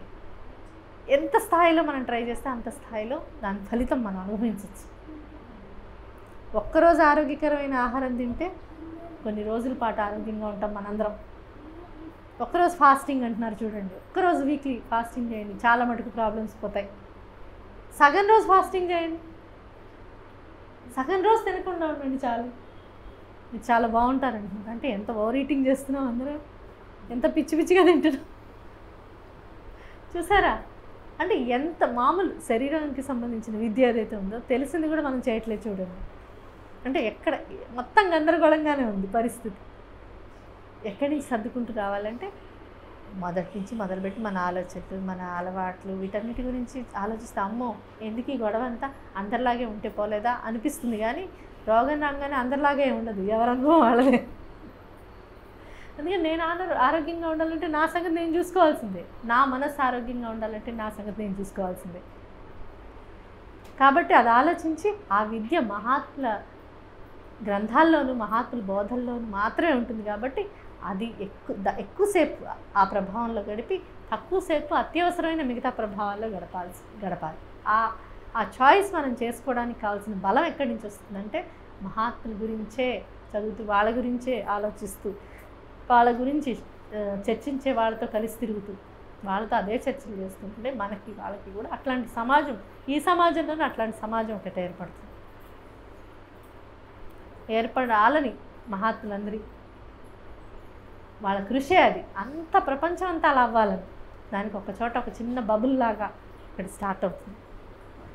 తమకి పక్కన వాడికి చేద్దాం అనుకునేటటువంటి కృషి చేసేటటువంటి ఒక సంఘం, అది సత్సాంగతి అని మాస్టర్ చెప్పారు. అందుకని ప్రతివాడి ధర్మం ఫస్ట్ బేసిక్గా పొద్దున్నుంచి సద్గ్రంథాలు చదవడం, పని చెయ్యి, దేవుని నామం ఉచ్చరించు, సద్గ్రంథాలు చదువు అని బాబా చెప్పారు. వంతులు కిచ్లాట్లు మానేస్తే భగవంతుడు సంతోషిస్తాడు. అంటే మనందరం భగవంతుడు సంతోషించేటట్టు ఏం లేవని అర్థం. ప్రతిదానికి రివర్స్ కూడా ఆలోచించుకోవాలి.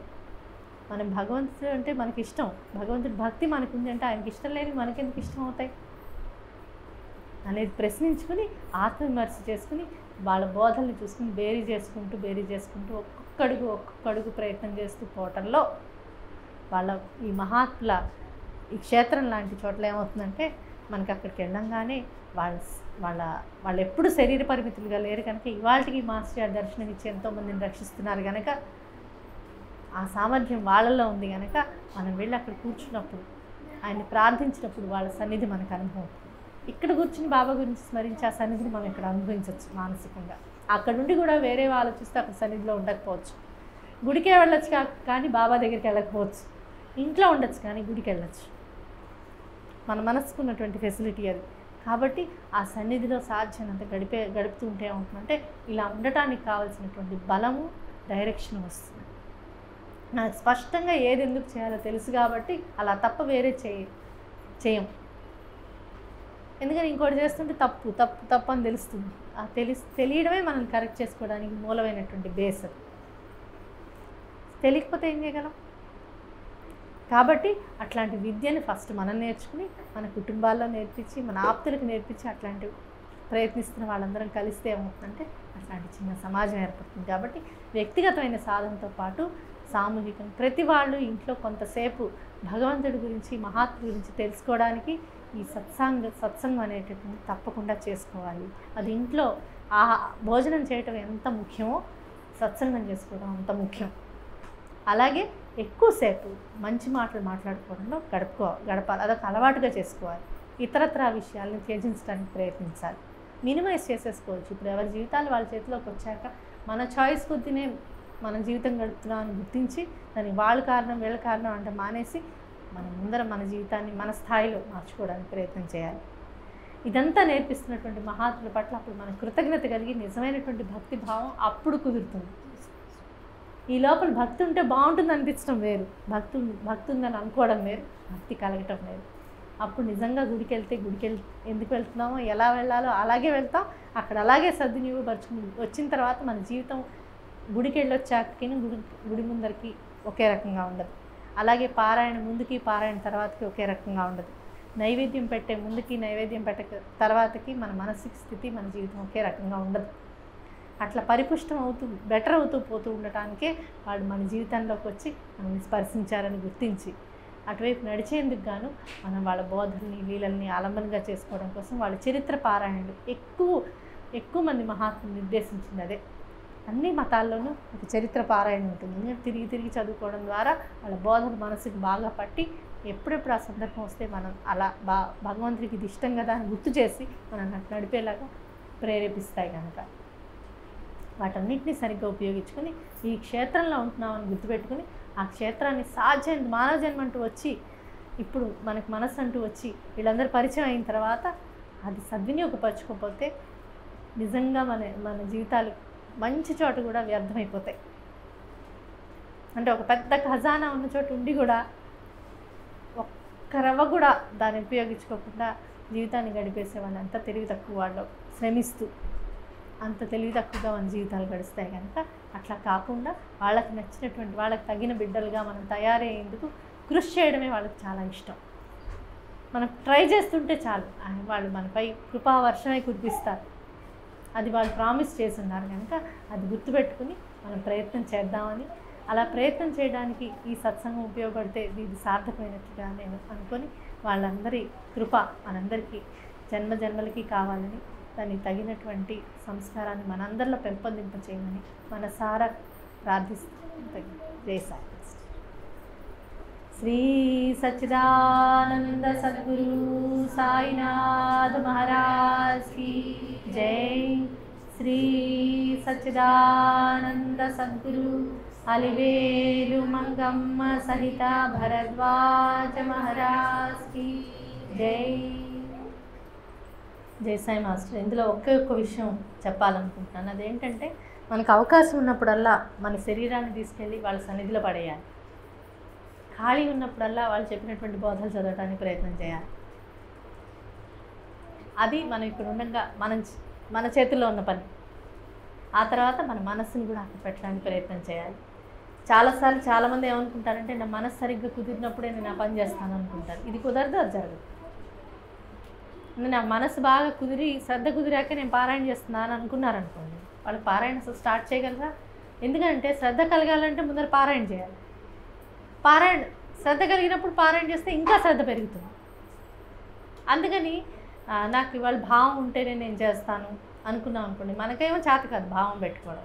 మహా అయితే ఒకరోజు మోజు కొద్ది పెట్టుకుంటామేమో కానీ నిజంగా పెట్టుకుని దాన్ని సస్టైన్ చేసుకోవడం చేత కాదు కనుక ముందర శారీరకంగాను మనసుని తీసుకెళ్ళి పడేయటానికి ప్రయత్నం చేస్తూ ఉండటానికి ముందర సేవలో పడాలి.